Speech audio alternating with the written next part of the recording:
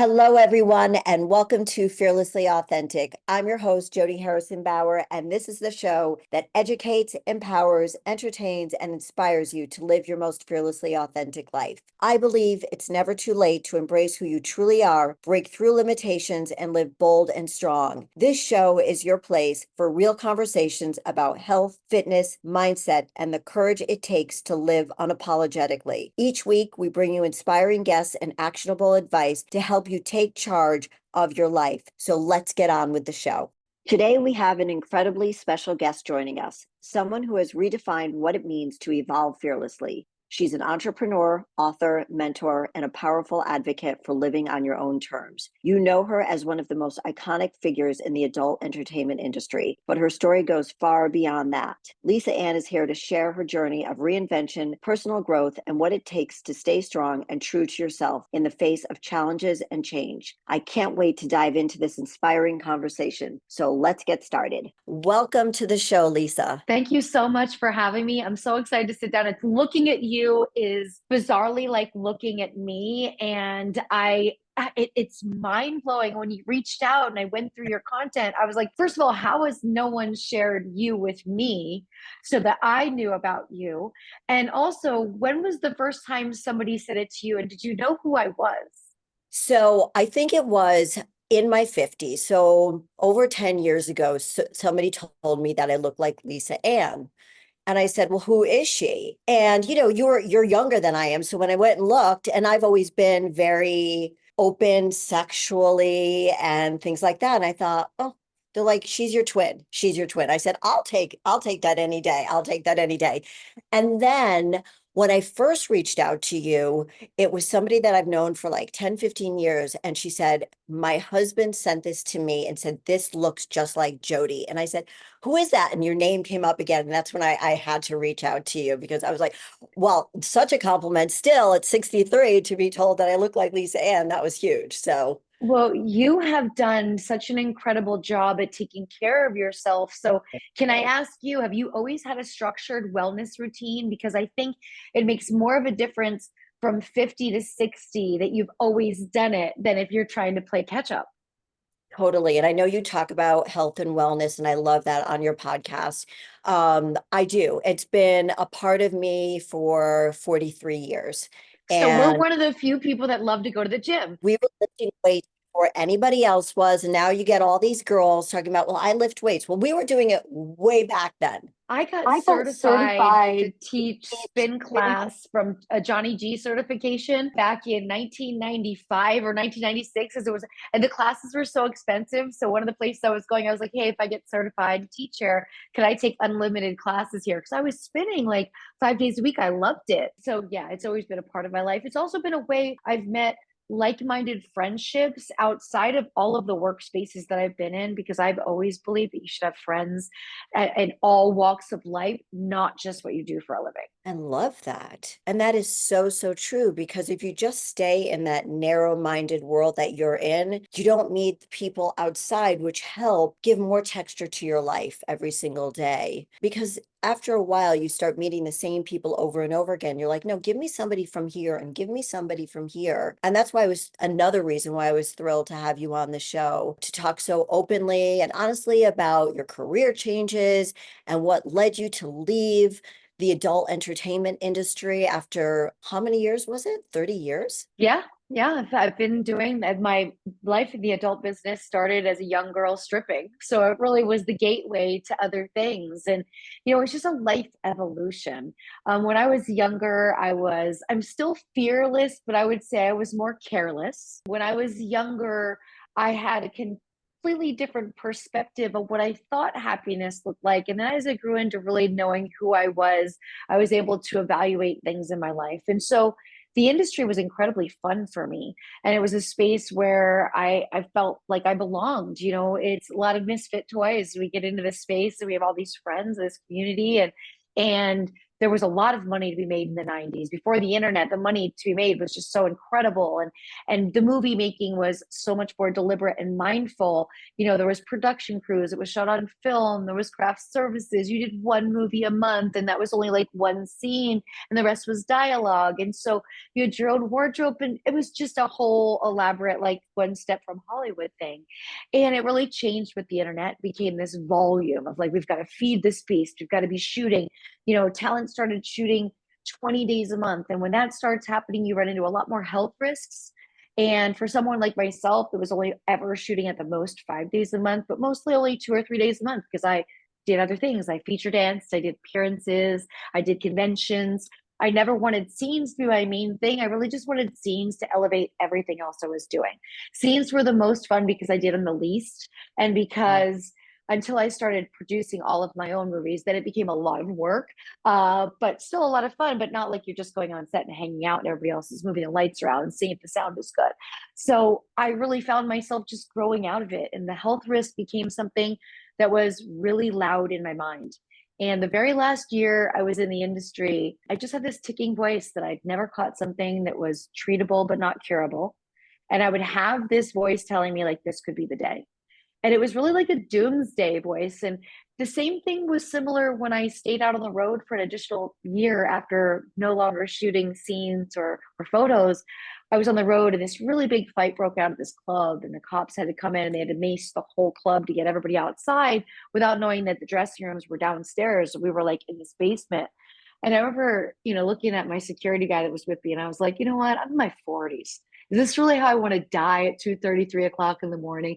This is Right. bullshit. You know what I mean? Like it just became that clear, where I was like, it was at that point of, like I said earlier, careless and cautious, and fearless and careless. I became more cautious, and I became a person that had more valued relationships and more people in my life that mattered. And I think the more people in your life you have that matter to you, the more you begin to matter to yourself, the more you realize some decisions you're making may be silly, and the more you just start to think more than just yourself. Those are such great points, Lisa. I think it comes with experiences, with age. I mean, age and experiences don't always go together. I experienced so much more of life in my 40s and over than I ever did before then. I was sort of like in this closed world of suburbia and raising my daughters. And I just think that so many people look at older people and think they're wiser, but they're not that wise if they haven't experienced life. And at that point in your life, you had experienced a lot. You were making, I assume, a very good living doing what you were doing. But then there was that wake up call. I don't think and I think that's how it happens. You know that it's brewing inside. You're just kind Sure. of pushing it off to the side until something like what you just explained happened. You're like, what am I doing? This is not what I want Yeah. to do anymore. Yeah, this is just, it's not safe.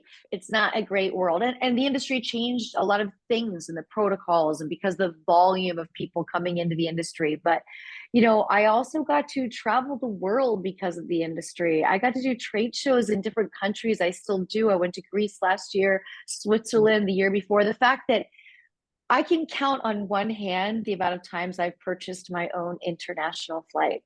Lucky Every you. other trip, I filled a complete passport. Every other trip was for somebody inviting me somewhere to work in some way, shape, or form. And with those events and those trade shows and going to shoot content in other countries, I would always stay 4 or 5 days and enrich myself, like learn. And, when I hear people today with such complaints about how we're living, I always feel they haven't traveled enough, because when you really start to travel and you get out and you understand what we have, and our conveniences and our safety and the laws and things of, there's still many countries where women don't have rights. So, you really have to look at that and think about that. But there's a lot of gratitude that I have from the business, and I didn't want to despise it. And had Yeah, I stayed too long and something bad happened, I would have been one of those people that was mad at the business. I understand that. I closed my fitness studio 2 years ago because I was just done. I was done training,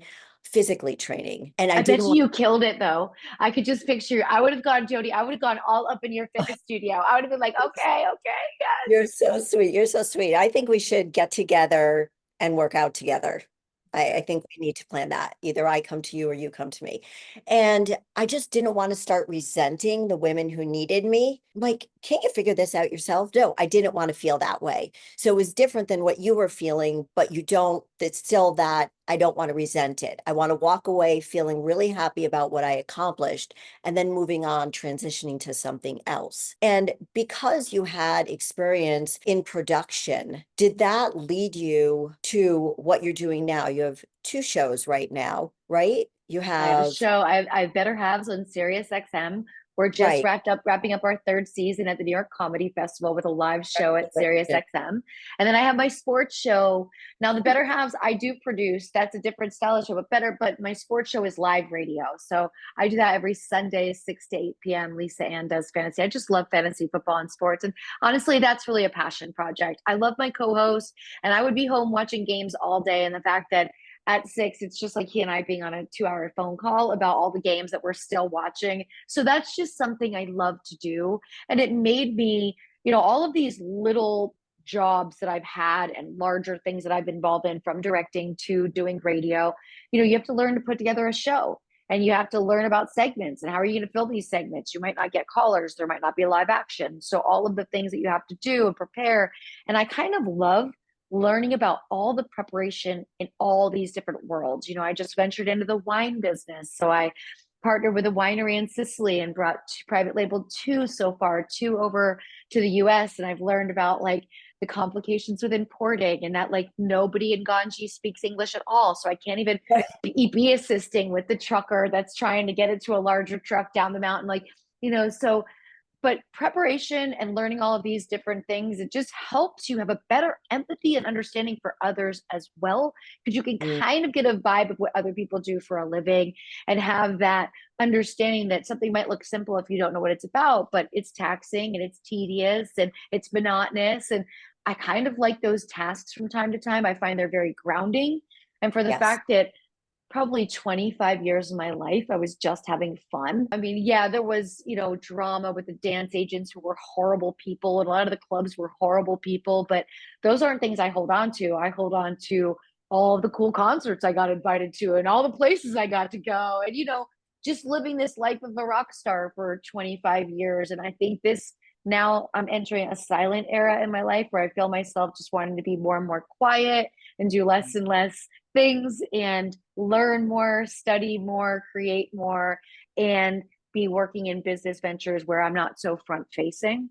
And I just feel that coming as like the next layer right now. And so I'm going to get through fantasy football season and then kind of unravel a little bit and write a third book and see where this quiet time gets me. Because I think we go through phases if we listen and we allow ourselves and we don't force ourselves to stay doing something or being repetitive. Like, no, if you can afford to and if you're able to pivot, recreate something, you should. Right. And it doesn't always take money, right? It just takes guts. It takes a set Yep. of balls to say, I'm not going to live the mediocre life, whether Yep. it's in a job or in a relationship or just wherever you're living. I deserve more. And you can do that. And all the excuses we hear in our heads are just sabotaging us Yeah. taking that risk. And I always say to everybody, like, take the risk on you, like, bet on yourself. Not Be always. willing to fail. Be willing to fail. You're going to fail. I'll give you Mhm. an example. My first round of the wine, the woman that I was working with through the importer at that time, I worked with a new importer now, but at the end of the day, I sold all of the wine. And so I was getting the samples and I was taking it out to all of my venues. Well, they decided that when the money came to be split for the sales, all of the cases of samples were billed to me, which shorted me thousands of dollars. And meanwhile, and so when I went back and forth and this, when you're in a 3-person business, you share expenses equally, but there was no seeing through it. And the funny thing was, I learned something when I was in production with DVDs. I wanted to move distributors. And I learned that if I wanted to move distributors, I couldn't sell the packaging that was on the DVDs because it had the distributor's logo on them. So they were all had to be given away for free. And so I was like, okay, that's why some people would stay in a bad situation, but I'd rather write off that loss. And you know what I did was I shipped free cases to almost every girl I shot and said, give these away on the road for free. I can't sell them. And just did something with them, right? They made somebody happy, but I went back to that experience and I thought, this woman's boning me because she knows that I had to have the labels approved through customs, which takes 90 days on each side. And she doesn't think I'm willing to spend the money to go through and do that and sit back and wait. So she's being like this and telling me, no, this is how it is. Like, she's like, you know, how many times this woman said to me, she treated me like a celebrity. So she would really talk to me like I was dumb. And she'd say, honey, I understand you don't understand this kind of business. And it really made me want to just fly to her in Florida and show up at her door. But I knew that would not end well. And so what I did was, without her even knowing, was I just bit my tongue and I went and searched out a different distributor and I started the process of the labels. And on the second order, right as it was getting done, she realized it wasn't going through her, it was going through a different importer, and finally reached out. And I said, yeah, I have that choice. You know, I don't like the money deal that we were in. So I'm going to start fresh with somebody who doesn't do it that way. And I know I'm not going to get the money back, but I am slow bleeding her by making sure the accounts that I work with don't buy from her. Well, you're a smart businesswoman. And I wanted to ask you, going back to your career in adult entertainment, what do you think was the biggest takeaway that you learned from being in that industry? I mean, obviously you've got a great business mind, but did you learn that on the way? I learned a lot of this from my grandparents who ran their own business that I got to watch as a child. And so they really taught me structure in business. But the thing I learned in the business is you have to make the choice of, is this a lifestyle that you're living right now? Or is this a future lifestyle that you're planning on, right? Why are you here? And if it becomes the present time, that's when drugs and other factors come into play. But when it becomes always forward thinking, you always look at it like a career. I never drank on the road, you know, didn't party when I was dancing. That just, it was work. And I'm there to be the person that is sober because everybody else is probably going to be a little drunk. And I've got to be able to, you know, dance around with that element. I want to be in control of that situation. And so I made those decisions. I introduced friends of the industry who would instantly make all the opposite decisions. And I would say to them, like, this isn't for you because this is going to eat you up. If, you know, because it becomes a very predatory business for the desperate. You are most loved in the business if you are desperate. And that was something I never was. So I really had to fight for what was mine. But because I wasn't needing to shoot a lot and I could go out on the road and use my own brand the way I wanted to, it created a demand for more content of mine because my content was never competing against other content of mine. When people now, talent now shoots 20 days a month, no one's going to get a good residual on that first pop of that release because 3 scenes might have come out the exact same day of that same performer. And in my space, it was like, no, I want 1 or 2 a month to come out. That's it. Right. Ideally, one. And that would keep me always in demand and it would allow me to always raise my rate. Is that how you differentiated yourself and rose to such stardom that everybody knew who you were? You were like the big star in adult entertainment. You What know, was it I about worked you? I wasn't a big star for a long time, and I worked really hard at that. I lived in Huntington Beach for my first 15 years, involved in the California end of the adult industry, and I really didn't want to be famous. So I just wanted to be able to have my normal life at the beach and to have my friends, and then go to LA and shoot once a month and go on the road. Like, that's all I wanted. It wasn't until the internet where there was no escaping it, and then Sarah Palin came along. The internet changed our lives overnight. Many of us never had the expectation of the internet, so we didn't know that all of the content would be for free. You know, and most of us at that time used our real names. My real name is Lisa Ann. So we just, you know, it was VHS back then. You're like, these tapes are all going to eventually break and they're not going to make them anymore, whatever. Then the internet happens. We're like, okay, brace yourself. Our lives just changed. So at that point, I moved to LA and fully dove in. Wow. Did it make you stronger? Did you say, I'm gonna still do this, even though the internet is changing everything? Did you find the positive in it? I did. I realized quickly that because of all this free content, we were going to be more well known than ever. And in Mhm. 2008, I started the pursuit to host at regular nightclubs where, you know, they're using my name on the flyer. Everybody gets a photo with me, whatever. I'm in the VIP area for 2 hours. I realized, you know, rappers make big money doing this. A lot of celebrities do, the housewives. Like, you just do walkthroughs sometimes, they'll give you money.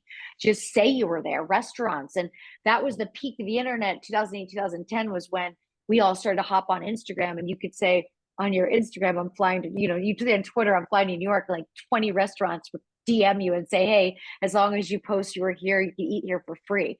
And my girlfriends and I were like, this is the greatest shit ever. Okay. Like I called my girlfriends, like, and so I made it a point to really focus again outside of the industry, because there was a gloom of the industry starting to eat itself at that point.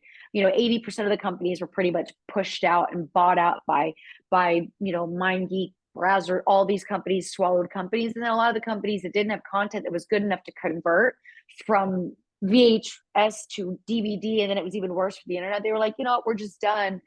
We've had enough. We're fine. They made such good money in the 90s. So you really started to see it kind of cannibalize, and a lot of the performers were very afraid. And it was just a space where I was like, okay, this is a vibration that I'm just going to like leave behind for a minute, and I'm going to go out and do this. And the crew of people, one main person, his name is Mario, that I started working with regularly in 2010. I still work with regularly today and still talk to him on a weekly basis when it comes to business. I'm hosting a cooking event at Papa's in New York City. Like, they have my wine at all of his spots. Like, we just built this great work relationship because I never made it a lifestyle. I never missed a gig. I never showed up wasted. You're not going to look good if you show up wasted. Let's just guarantee that. I never did any of those things, never missed a flight, any of those things. So being reliable, I don't care what you're doing for a living, being reliable will get you a job, even if you're not as popular as somebody else, because they know they can count on you. Right. That's great advice in whatever industry you're in. Whatever you're in. Whatever you're in. One more question about the industry. Were you judged by friends and family when you decided to do this for a job? I no longer have any relationship with my family. So my family could not process the information. I tried for years. And 2015 was my last attempt, and we haven't spoken since. They're a very small town. They were very embarrassed. It was horrible for them, but I was on my own, very young, and my parents sucked. So they don't really want to take responsibility for the fact that I wasn't really shown better options. That this was survival to me to get as far away from my family as possible and save enough money that I would never need my family again. And as a young person, when that's your driving force, which that was my driving force till I was 30, I let that go. It took years of therapy to figure out, what is your relationship with money and why is it this way? And what kind of decisions these are embedded things. So friendships, when I left my hometown and didn't have any communication with my family for years, I also left my friends. I just left connection with everyone. I just was like moving, changing phone numbers, starting a whole new life. Now I get to go back and visit my friends from high school who have been my champion without me even knowing about it. We didn't reconnect till the pandemic, because that would have been the year of our 30th high school reunion. They've been the kindest, most loving, compassionate, amazing people. And they're so proud of everything I've done, because what they saw with my family, they had no idea how my life was going to play out. And so to them, they're like, of all the things, you really made something of yourself. You took really good care of yourself in the process, and you didn't waste your life away. So it's been really cool going back and feeling their love. What would you tell? So OnlyFans a big thing right now. Yeah. What would you tell young girls your age when you started, the pros and cons of being on OnlyFans? And what do you think of the platform? I think the platform has been a game changer for creators, and I think it's amazing. I think it really enables when it first started in 2017, I was using it for like behind the scenes on set, and it was super fun to kind of bring people in and shoot cool photos and stuff. But what I remember hearing the most during the pandemic, when I was really talking to creators that weren't on it yet and helping my friends get on it, was like, they were like, oh, this is great, because when things open back up, there's probably a couple people I'm never going to work for again. And I'm like, oh, so already I see the positive. Like, this is going to create an income for you that's going to allow you to make better choices and not take scenes you don't want to do. That just brings me so much joy. Right. But on the other side, for someone who isn't a creator and hasn't been in the space and already hasn't had the exposure, you really have to think about how the exposure can impact you.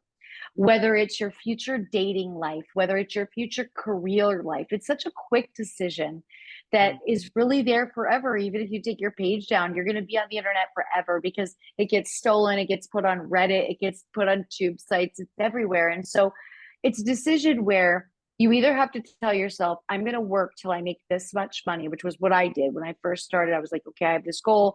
When I make this much money, I'll reevaluate, make and save this much money. And if you're not going to have that kind of a goal and you're just going to pitter patter around and make like less than $2,000 a month and have this out there and make it so much more complicated for your safety, for stalkers, for boyfriends, for parents, for whatever, then it's not worth it. You have to either have it be a full blown mission. It's not, you dabble in being a bartender or a waitress as a side hustle. You dabble in driving for Uber. Don't dabble in adult content. So much great advice coming from you. I love that because there's so many girls out there. I mean, It's younger the new girls. thing now. When they turn 18, It's it's the first thing they want to do. right. They want to go on there and take pictures of their feet. And I dabbled in it a little bit until the person I was working with put up a picture of me that I didn't approve. And apparently there were some young boys in my town that were subscribing, and I had my fitness studio, and it was exactly what you're talking about. I dabbled, and then it was It blows embarrassing. everything up. Yeah, Yeah. it blows And everything obviously up. I And couldn't trust the guy that I was working with. So here's that, the confusing thing too. It's so simple to do from your phone at home that you forget that your neighbor could be on there. oh, for sure. Right. You don't think, and you have to ask yourself, go like, and I said to a girl the other day, I said, okay, how about this? Why don't you print nude photos of yourself all over your body and go and walk down the street and just feel how you feel when everybody's looking at you. I just want you to do that. Like that would be the greatest way. And if you're okay with it, then you're okay with it. But you have to do it in front of your neighbors, your post office. Like you have to do all the stuff you normally do. And if you can do that, then sign up. Again, great advice. I mean, my daughters are 35 and 31. And if I post something about where I'm walking, and my one of my daughters would be like, Mom, don't do that when you're They're there. right. They They're told me right. this years and years and years ago. So Yeah. I always post after I'm someplace. I mean, It's it like must my be friends know every young people today, they want to post story. Everything's story. Every moment they're doing something new that everyone knows when they're with me. None of this goes out till tomorrow. You have I to know love that it. I'm locked in my apartment with the door locked before you post anything, just because people are weird. Right, right. So I'm sure you get a lot of stalkers. Yeah. Uh, and that's probably very scary for you. And how have you dealt with people being inappropriate towards you? You have to have a direct line with your local police. You have to also, I've hired PIs many times so I could find out about the person. I get a lot of internet harassment where it's like, there's this one YouTube person that hates me because of a mailbag comment that he sent to me that I read and I took the whole thing down, but whatever. This has been going on for years. It'll put these incredibly toxic, bullying, obsessive. So you just got to find out about them. The more information I have on them, the better chance I have either restraining order or at least looking into it and deciding what I'm going to do. There's been cities I don't go back to Mm. because I've had such intense situations. I just don't feel safe in those cities anymore. It's definitely more in the US than anywhere else.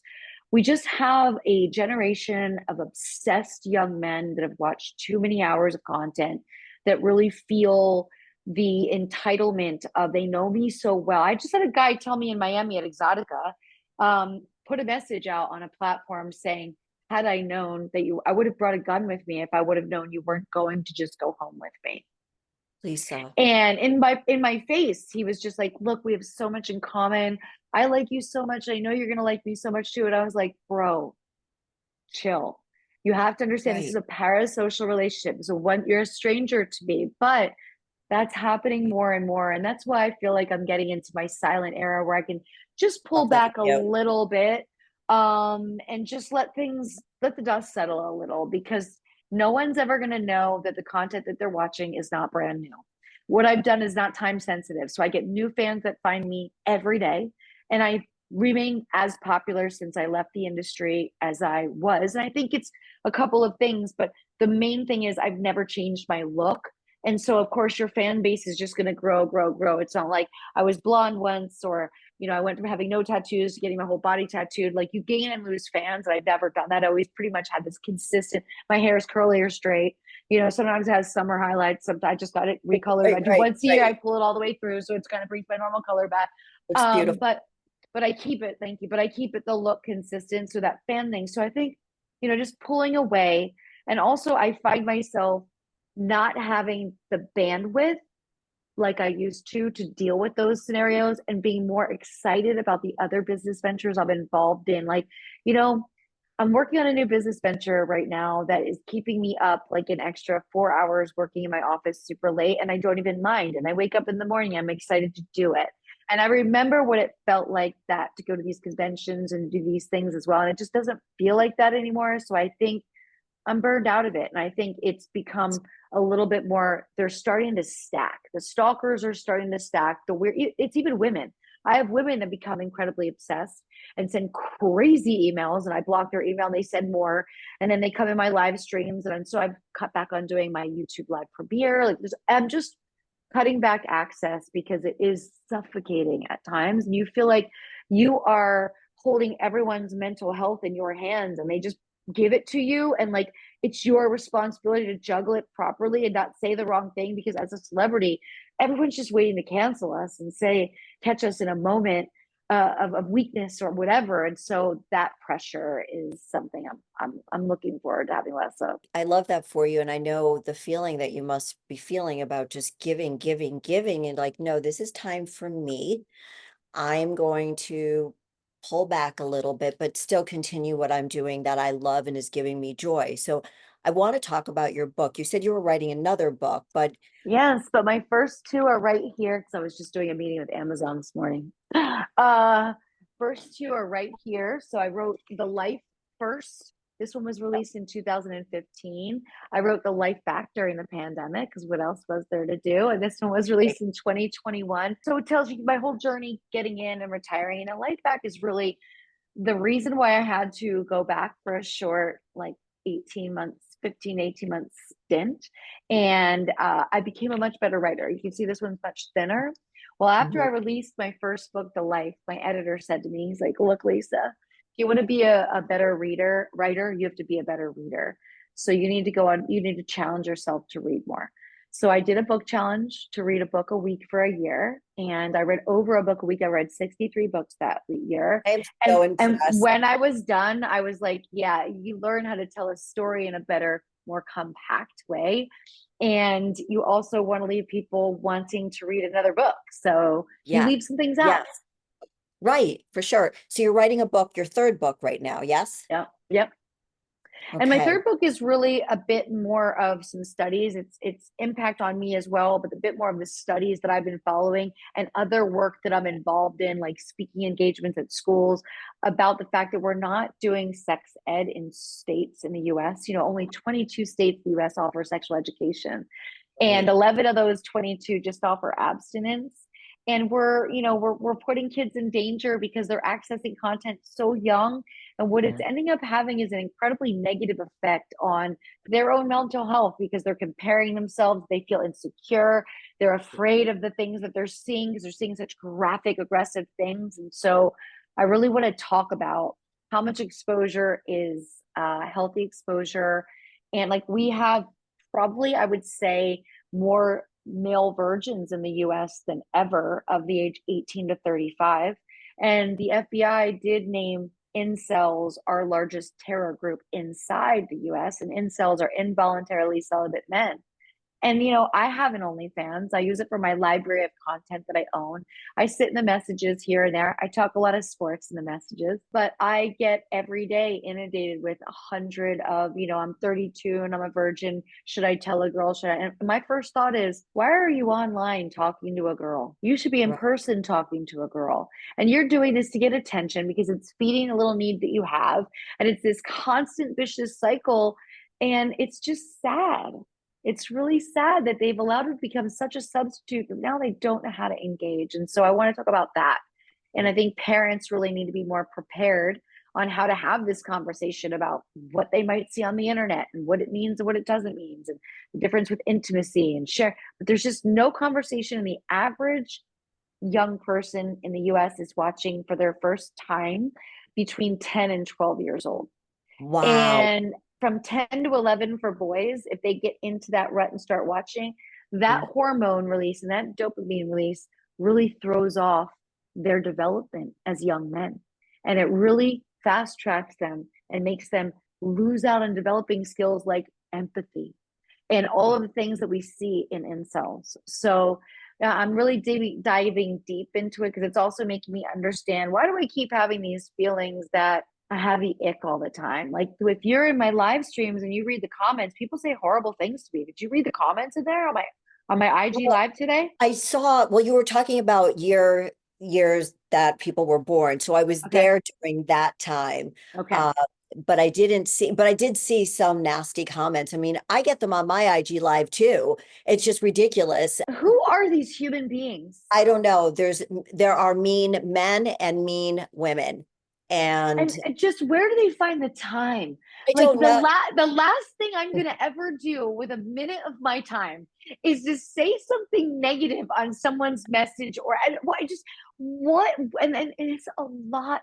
And it shows a sadness of, like, you are lacking something in your life if this, for any reason, you're trying to get attention, which we're not going to do. Today I had a comment that I'd never seen before. It was the grossest thing. I won't even repeat it. I On the didn't IG repeat live. it.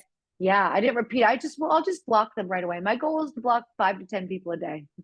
Yeah. Oh, Each, at least 5 to 10 people a day, because we're trying to build a community with like-minded people. And if you right. allow those people to stay, they upset the people that you're friends, right? Nobody wants to read that stuff. So, but the internet's a wild place. It's crazy. So as you're doing your podcast about sports, and I love that you're doing this. I actually called my daughter before this and I said, because she does fantasy football. Oh, she And does? she does. And she's a big Patriots fan. We were all Giants fans, but she's still a member of the family, even though she's a Patriots fan now. And but she knows everything about sports. How did you get involved? Was football something you always loved? Was sports? Yeah, I've always been a huge sports fan. Basketball was my first love. I grew up going to Lafayette College basketball games. Football was my second. We saw my dad on Sundays, so every Sunday we watched games with him. And I just born and raised in it. In 2013, this opportunity presented itself with SiriusXM, and they said, "Hey, we're looking for a female voice to a fantasy football show." We had Playboy Playmates doing the show, and the show just broke up. And I said, "Well, look, I know football. I don't know fantasy football, but I'll learn. I'll take the summer and learn." This was May 2013. I got a studio apartment in New York City right away, so I could go into the studio and be in other shows and just get more invested and go back and forth between LA and New York. And yeah, I've been doing this show since then. No, September 9th, 2013 was my first show.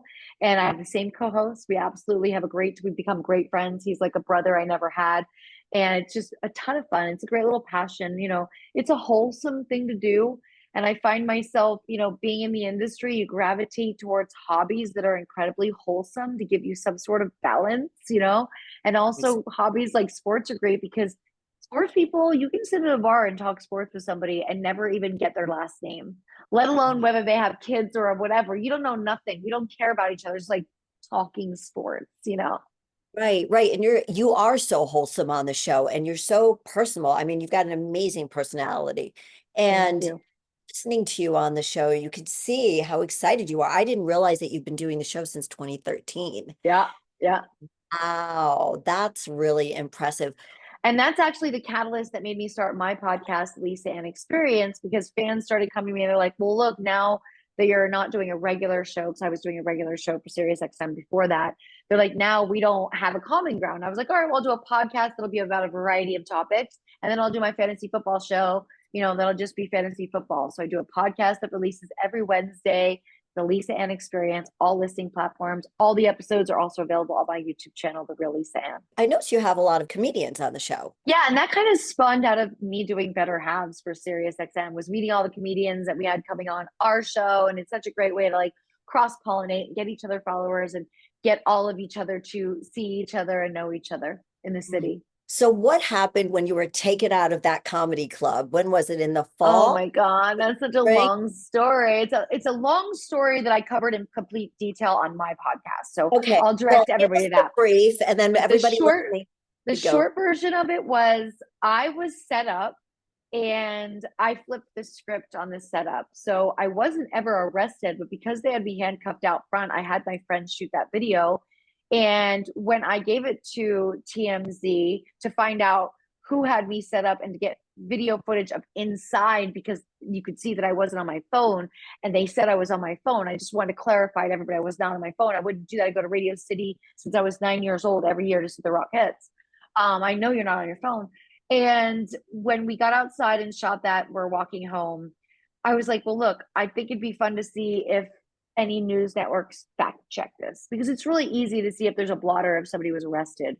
Mhm. And so I cleared my social media for the next couple of days and just wanted to see if anybody, and nobody fact checked it. And that's a great, it's just a great lesson for everyone to not really trust the news. Please don't trust everything that you're seeing on the news. The news is propaganda, and they're allowing you to be consumed by it because they really would like you to be as stressed as possible, because then you could be on as many medications as possible. If you watch the news, what are they slinging? Medications. So just look at their ads, and when you're watching football, they want you to be eating a ton of bad food, so you also need medication at the end of the day. But so Adore you. Adore you for saying that. it was really just the funniest kind of shitty situation. Now, the bummer side is I'm still on this facial recognition list, so I can't go back to the Rockettes, and this will be my first year since I was 9, other than the pandemic. I'm working on rectifying the situation, but there's still a lot of cattiness that comes from within the business, and I have to tread very lightly. And so I had put out that day that I was going to that exact show, and I didn't think anything of it. And a bunch of people on my OnlyFans were like, Lisa, you never do that. And there's some people that hate you. You should have never said where you're going. You never say where you're going.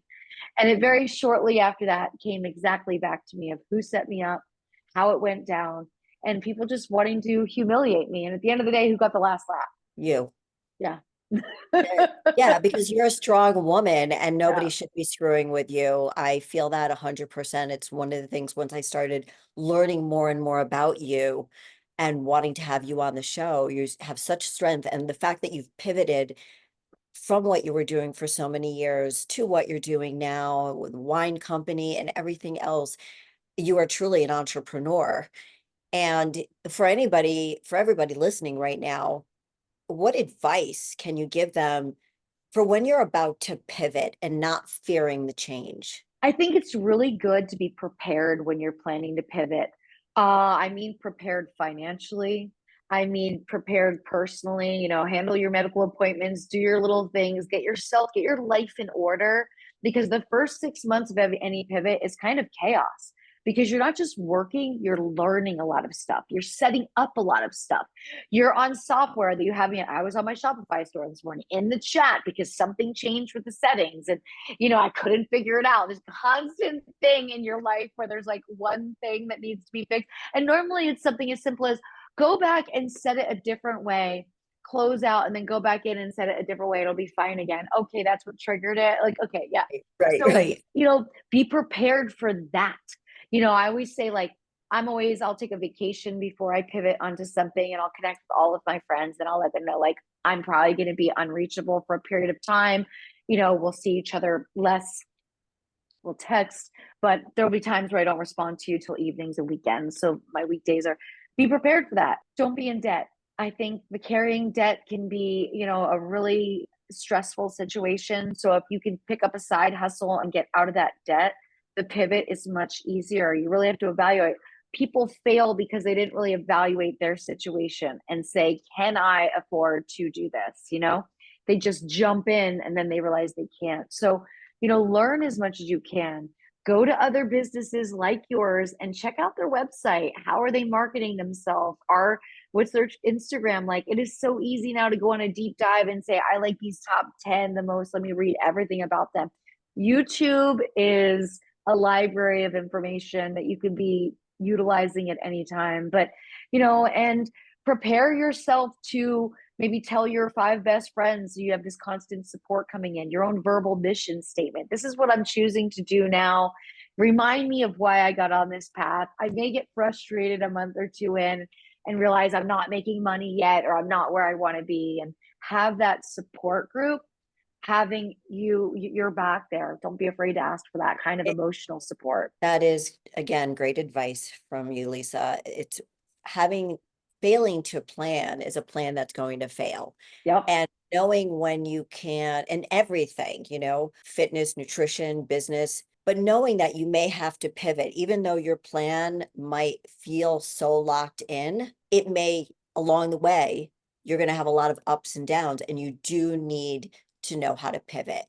You Yep. may not know how to pivot when you change, when you go to Yep. pivot. Jody, did you realize this as well? Like I've gotten a lot more patient as I've gotten older. Now, maybe you were patient when you were younger, but patient to the sense where I can be like, I can see this 6 months from now. I'm just chipping away at it before I Yes. actually start to pivot, start working on it an hour or two every day. Like I've been able to make these little blocks happen. Whereas when I was younger, I just wanted to start it all in one day. I've got to get all of this done. I'm not going to stop till get out. It's like, you know what?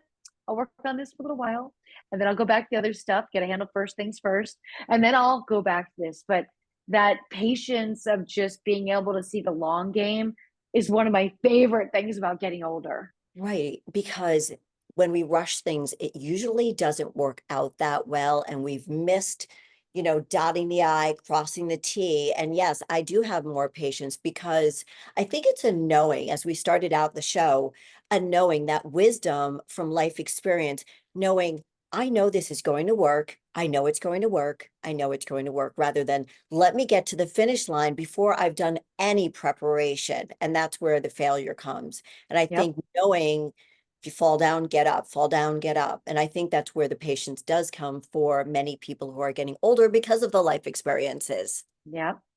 And in any, I think we live in a debt consumed. I understand some debt is a necessary debt, a mortgage, a car, things, but people are just buying things and ordering delivery food and spending money on their credit card and not realizing how much it's stacking it up. That's going to limit you from following your dreams. That's just going to be heavy and it's going to force you to stay in maybe a work environment you don't love. And I just like that for people. And it's funny because I live in a high rise in New York. So like every minute there's delivery people coming in this building. I have neighbors that will have Starbucks delivered. It's New York City. You can walk out any exit of the building and have 5 different restaurants in your face and Starbucks, by the way. I cook. I very seldom, if friends are over, we want to order something. It's a real Right. splurge. But you know what? When I see the total, if I'm alone, half the time I just cancel it, make something. I just can't justify. I want to be waited on for that. And I want you to take the dishes as well. I don't want to spend that on food. And so I think these little conveniences are putting people in incredible amounts of debt and it's limiting their dreams, all because they couldn't just whip up a tuna fish sandwich. Yeah, or make their own egg white omelet, whatever it is, right? Whatever it is. Get an air It's fryer. You can do get an anything in air there. fryer. Right. It's so easy. And I'm sure you've been doing this because we've been working out as long as we've known what working out is. Meal prep. Like Yeah. take one day, even if you're not competing or anything else, but for convenience wise, Oh my meal God, convenience. prep. I'm So and like it's soup season again. So once a week I'm back to making a soup. And like a soup is such a great side for everything else that I'm gonna have. But I even will chop up the vegetables that don't get weird for salads and put them all in ball mason jars so I could quickly wake up. I look at my schedule. Some days I'm gonna be at this desk for 12 to 13 hours. And I have little lunch breaks put in. I'm 20 minutes is enough if you food prep because everything's right there. And all you're right doing there, is you heating just it up. open the refrigerator, Yes. know your portion size, it's all there. And how much do you say to yourself, I'm going to love future me and I love past me for doing this? I thank you. Like I have these back and forth, thank you, past me for doing this. Future me is going to be so glad it gets straight. That's beautiful. So my last question for you, you have been just so open with everything. I really appreciate it. And I love your energy, love what you stand for. What does it mean for you to live a fearlessly authentic life? Making my own schedule, being my own boss, and being free. Mhm. Those things are just, when you have your own schedule, you can take a walk at 2 o'clock on a Tuesday afternoon with your friend on her lunch break, and then you can go back to work later. And those are just little things that are magic. Being able to take my laptop and work in any state or country that I want to. And to be able to be myself in the fact that I don't have regrets about my past, the choices that I made. I know for a fact I wouldn't be here. I wouldn't be living here. I wouldn't have the life. Like I woke up my 50th birthday and said, you did it. You have created the exact life you wanted to live. And now you're living it. So I think for me, those are the things. It's very simple. But I just have always, I watched my parents go to the same jobs every day. And I watched my grandparents own their own business and make their own schedule and take off the months that they wanted to be off and work the months they wanted to work. And I was like, oh, That's that's so my jam. I don't know what that's y'all are doing, but that's what I'm doing. right. Just living anywhere you want, doing what Yeah. you want on your own Because you're schedule. constantly feeding your curiosity. When you're on a business trip, you're checking out little different lunch spots. Like everything's a Dora the Explorer moment. You're like, so I really enjoyed that freedom and Freedom. learning about the world. When you have that freedom and you're out at different times, you see different people, you have different experiences, different conversations. I find the park during the day, you see like retired couples just sitting there listening to musicians, and it just brings me joy. It's so great to know they're appreciating the life that they earned, that they retired, and they're getting to just live their best lives. I look at them, I'm like, hey, I'll be there one day on And it that changed, bench. right? What we thought was glittery and what we wanted changes because it's really just simple joy, fulfillment, happiness. It's the simple things in life that you keep saying. It's simple. Just keep Well, it simple. in this second book, The Life Back, I talk about my discovery of minimalism. I watched the documentary, The Minimalist, then I ordered their books. And so I took a 2-year span of my life to break down 75% of my life so I could sell my house in LA and move into an apartment in New York City full time. I was like, why do I have Feels all this so stuff? good, right? It Why do I feels have all these closets? It feels so good, especially to be able to be deliberate about it and share it with friends and take pictures of things. Can you use this? Sell some things. It was a process that it also, when it takes you that long and it's that much work, it really makes you rethink about just buying things to feed some sort of it's hard for me now to shop because I'm like, do I need it? I buy essentials, that's oh, it. But getting rid right. of Black all that t-shirt, yes, right? black shirts, It's all my easy. laundries, it's Easy. easy. Keeping it really simple. I have so loved our conversation. Thank you so much for being on the show. If somebody doesn't know who you are, Lisa, how can they find you? All of my stuff is at the Real Lisa Ann on all social media platforms. You can find me there. I'm so thankful you reached out to me, and I can't wait till we meet in person and do side by side photos and the world goes upside down. I know, I know. You are so sweet. Thank you so much for all of your wisdom and just sharing so much about your life. It's been a real honor for me. And for everybody listening, make sure that you rate, review, and subscribe. And until next time, go live your most fearlessly authentic life. Bye-bye, everyone.